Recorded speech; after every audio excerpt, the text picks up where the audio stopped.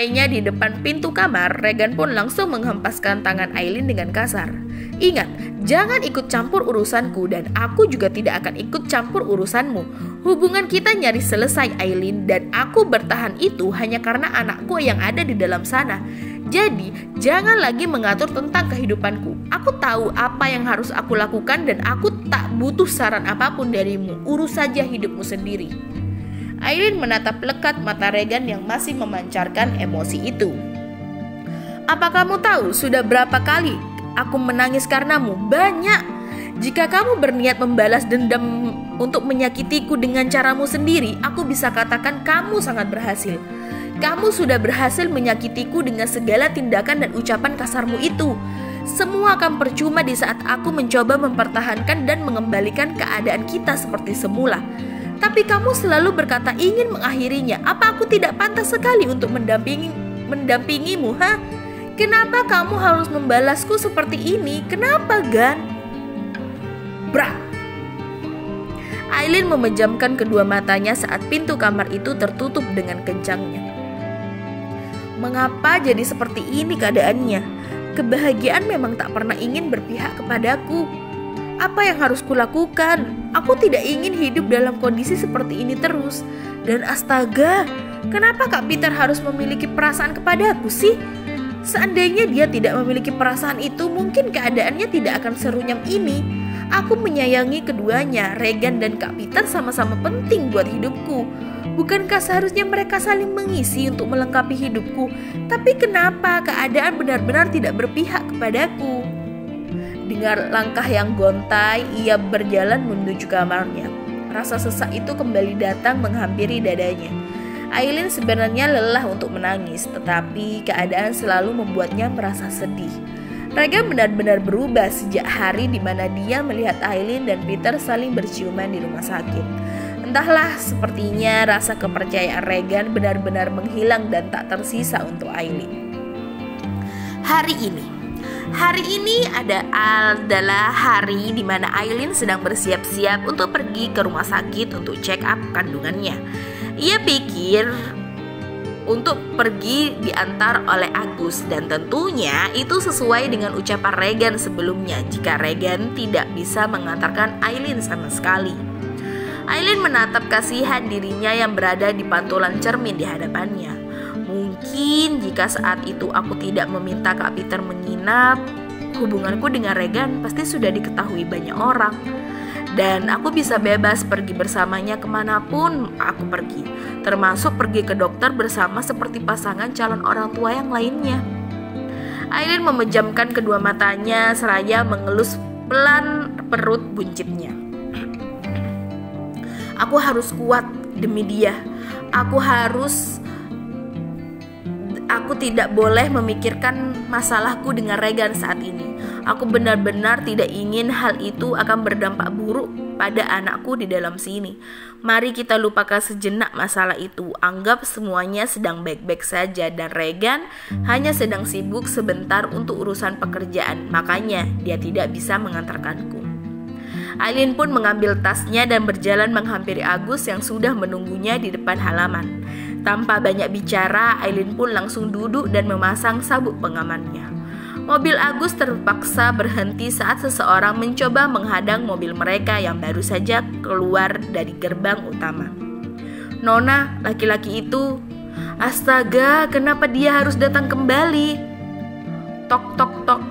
Agus menatap Aileen seakan menunggu respon Aileen saat pintu kaca mobilnya diketuk.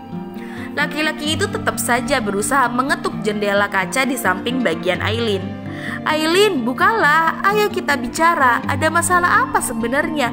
Kenapa lagi-lagi kamu mencoba ingin menjauhiku? Buka atau tidak, Nona? Tidak usah, Gus. Lanjutkan saja perjalanan kita. Dokter Pram pasti sudah menungguku. Baik, Nona, jawab Agus. Dengan cepat, Agus pun menginjak pedal gas mobil agar segera menjauh dari area rumah besar. Peter yang melihat itu pun langsung masuk ke dalam mobil dan mengejar Aileen. Aku tidak akan membiarkanmu menjauhiku, Aileen. Aku akan kembali meyakinkanmu untuk tetap seperti ini tanpa harus menjauh. Sesampainya di rumah sakit, Peter langsung mencoba meraih tangan Aileen. Namun sayangnya, Agus lebih dulu menahan tubuh Peter untuk tidak menyentuh tubuh Aileen. "Maaf Pak, tolong jangan ganggu kenyamanan bos saya saat ini. Dia sedang..." "Apa-apaan sih? Lepasin!" Aileen sadar jika Peter mengikutinya, namun Aileen mencoba untuk mengabaikannya dan memilih terus berjalan menuju bagian spesialis kandungan. "Aileen, tunggu! Saya tidak mengganggu, lagi pula saya..." "Pergi sebelum saya bertindak kasar, Pak," usir Agus. Peter mencoba memukul Agus, namun untungnya Agus bisa menghindar dari pukulan Peter. "Ini rumah sakit, tidak seharusnya ada keributan. Pergi sana dan jangan ganggu Nona Aileen lagi, atau saya akan melaporkan hal ini kepada Bos Regan." "Laporkan saja. Dia tidak akan bisa melarang saya bertemu dengan Aileen. Minggir kamu." Ceklek. "Permisi dok." "Oh, Nona Aileen sudah datang. Mari silakan masuk."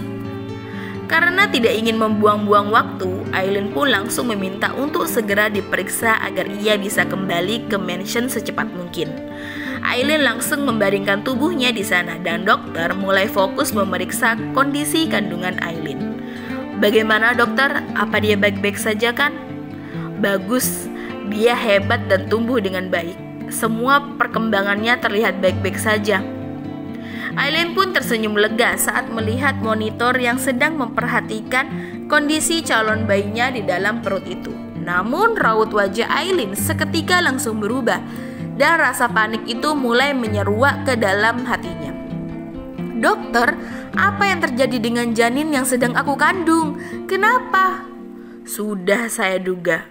Makanya hari ini saya memakai USG 4 dimensi. Dokter, kenapa dia terbelah? Apa dia benar-benar baik-baik saja? Kenapa bisa seperti itu, dok?" tanya Aileen. "Janin Anda tidak terbelah, Nona. Anda sedang mengandung bayi kembar. Seperti yang saya duga sebelumnya. Kondisi perut Anda jauh lebih besar daripada wanita hamil lainnya. Ditambah morning sickness yang Anda alami cukup parah dan beberapa ciri lainnya. Hanya saja saya heran karena waktu di USG pertama kali Nona diperiksa di sini, saat itu hanya terlihat satu janin saja. Tapi sepertinya kembarannya selalu berhalang oleh yang satunya. Makanya dia tidak terlihat saat di USG saat itu juga. Dan saat usia 12 minggu, Nona Aileen tidak datang untuk check up. Dan syukurlah hari ini keberadaannya sudah bisa dilihat dan dipastikan kalau itu dengan benar. Aileen melongo tidak percaya mendengar penuturan dokter barusan. Ia kembali menatap monitor yang kini menunjukkan 2 janin yang sedang berkembang di dalam perutnya.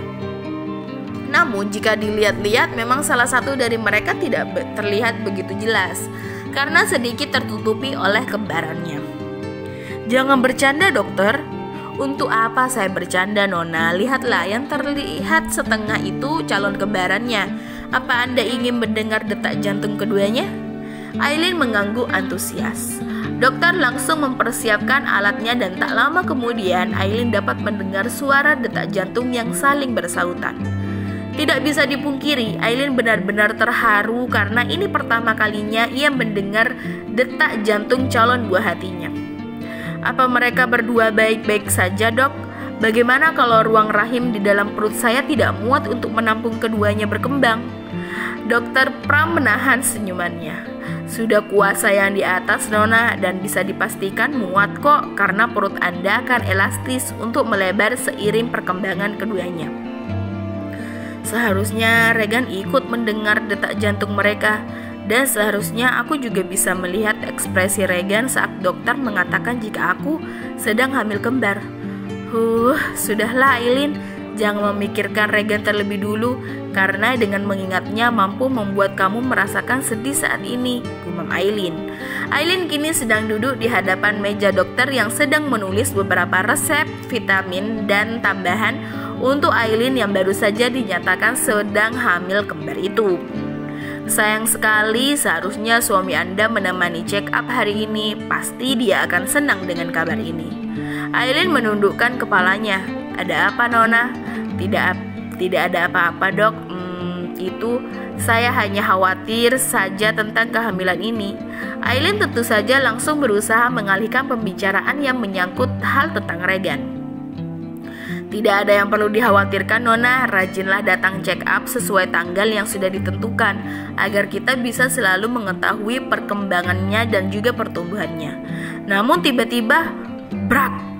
Pintu ruangan pemeriksaan itu pun terbuka dan menampilkan sosok laki-laki yang kini sedang menatapnya lekat dengan nafas yang tidak beraturan.